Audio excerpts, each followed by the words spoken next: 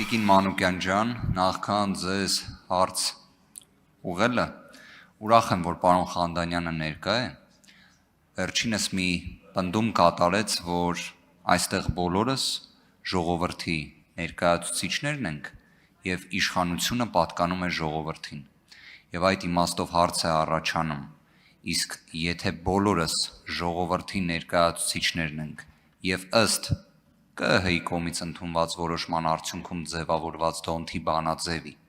այս մշտական հանձնաժողովի վերաբերյալ առաջադրումը պատկանում էր ուժեղ Հայաստանին, ուժեղ Հայաստանը կատարել է առաջադրում, ժողովուրդը ձեզ ասել է դուք որոշեք ընտրեք թե չէ, հիմա շարունակենք, եթե օրինակ դուք ուսումնասիրեք Սահմանադրական դատարանի 1708 որոշումը, որը առնվազն պարտավոր եք ուսումնասիրած լինեք, այնտեղ շատ հստակ ասում է, որ ազգային ժողովի բոլոր խմբակցությունները ունեն մեկ պարտականություն, բոլոր խմբակցությունները նպաստելու ազգային ժողովի քաղաքական կամքի ձևավորմանը։ Հիմա քաղաքական կամքի ձևավորման տեսանկյունից քաղաքացիական պայմանագիրը փաստացի միջամտում է մեկ այլ խմբակցության գործունեությանը։ Իդեպ պարոն Հարությունյանի խոսքից փաստացի ստացվեց, որ դուք դա իսկապես գիտակցված եք արել, որովհետև դուք որոշակի իմաստով գնահատման եք ենթարկել թեկնածուի ընտրել չընտրելու հարցը այն պարագայում, որ Սահմանադրական դատարանը 2023 թվականի դեկտեմբերի 19-ից ասում է տենց մի արեք, դա ժողովրդավարական ճանապարհը չի։ Իդեպ այն, որ դուք ինքներդ ասում եք, որ օրենքը պետքա փոխվի, որ նշանակովի լինի, դա էլ է դրա մասին խոսում, որ այնինչ այսօր դուք արել եք, ժողովրդավարականը չի, բայց տիկին Մանուկյան ջան, հարցադրումս հետևյալն է. ինչ եք կարծում, որն է շահագրգռվածությունը իշխանությունների, շատ պարզ, որ հատուկ բացահայտեմ, շահերի բախման ռիսկ ունեմ ինքս այս հարցը բարձրաձայնելով, ներողություն եմ խնդրում, ես ինքս փաստաբանության ոլորտի հետ առնչություն ունենալով, հաշվապահական ոլորտի հետ չունեմ, շահերի բախումը դրա համար արձանագրեցի, բայց մինչև նաև հարկային օրենսգրքի փոփոխությունը, այն փաստաբանական գրասենյակը, որը ներկայացնում է, արդեն իսկ ԱՀ-ի համապատասխան շեմը հաղթահարել էր եւ գտնվում էր այդ հարկման ռեժիմի մեջ։ Բայց ինչի դա արվեց։ Անկեղծորեն, օրինակ ձեր կարծիքը ո՞րն է։ Իրավական կամ ֆինանսա-բյուջետային շահագրգռվածությունը ո՞րն է։ Ես Աղվան Վարդանյանի ժամկետից օգտագործեցի։ Շնորհակալ եմ հարցի համար, պարոն Վարդևանյան, ձեր հնչեցրած հարցի վերաբերյալ մի անգամ պարոն Բաբկեն Թունյանը այս ամբիոնից ասաց, որ իրենք ի սկզբանե այդ դաշտում պիտի լինեին ու շրջանառության հարկը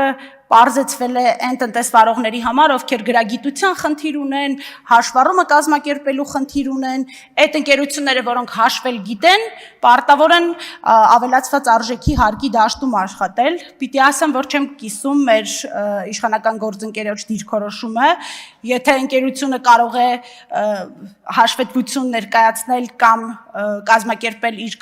ընկերության հաշվապահական հաշվառումը պատշաճ մակարդակով, դա չի նշանակում, որ այդ ընկերության վրա հարկային բեռ պիտի ավելացվի, մի քիչ լավ չեմ հասկանում հարկային վարչարարության այդ տրամաբանությունը, եթե մարդը կարող է հարկը հաշվել, ուրեմն ինքը պարտավոր է հարկը ավել վճարել, հուսամ ինձ ինչ-որ մեկը կբացատրի այդ տրամաբանությունը, այո, այդ փոփոխությունների արդյունքում տասնյակ ընկերություններ են փակվել, այդ թվում փոքրիկ խորհրդատվական ընկերություններ եւ հաշվապահական եւ իրավաբանական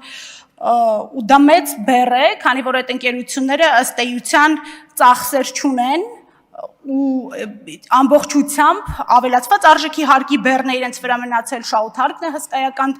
թվով աճել ու դա մեր տնտեսության համար կարծում եմ ծանր հետևանքներ ունեցած հարկային վարչարարություն էր։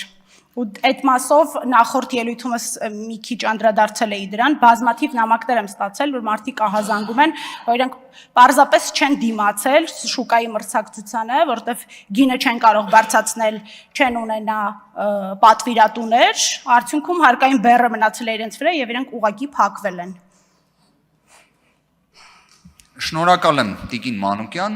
ըստ էության նաև այստեղ պետք է ընդգծել, որ հարկային նշված քաղաքականությունը հանգեցրեց ոլորտում ծառայության արժեքների նաև բարձրացմանը։ Սա եւս պետք է հաշվի առնել, որովհետեւ այդ ծառայություններից օգտվողները մեր հայրենակիցներն են, հանրությունն է։ Ի վերջո, ինչ կրկին հավելալ արժեք այս ամենը ստեղծեց, միգուցե բյուջետային որոշ տոկոսային մուտք ապահովեց, բայց կարծում եմ մակրո իմաստով դա չէր, որ պետք է Հայաստանի Հանրապետության ֆինանսա-բյուջետային կայունությունը ապահովեր։ Հիմա բոլոր դեպքերում Տիկին Մանուկյան մի հանգամանք էլ էի ուզում ընդգծել, իսկապես ձեր պատասխանները շատ հստակ են, շատ բովանդակալից են, դուք մեր շատ լավ գործընկերն եք, ինչպես մեր բոլոր գործընկերներն են շատ լավը։ Ու այստեղ կարելի է նաև գործընկերները կարծես հետարքրվում էին ժողովրդավարական մեր մոտեցումներից եւ այլ, մեր խմբակցության падգամավորներից շատերն են, որ կարող են լինել ցանկացած մի պաշտոնի որպես թեկնածու։ Սա ակնհայտ է եւ կարծում եմ Տիկին Մանուկյանն էլ նշվածը առավել քան հստակ ցույց տվեց։ Շնորհակալ եմ։ Ես եմ շնորհակալ, պարոն Վարդանյան։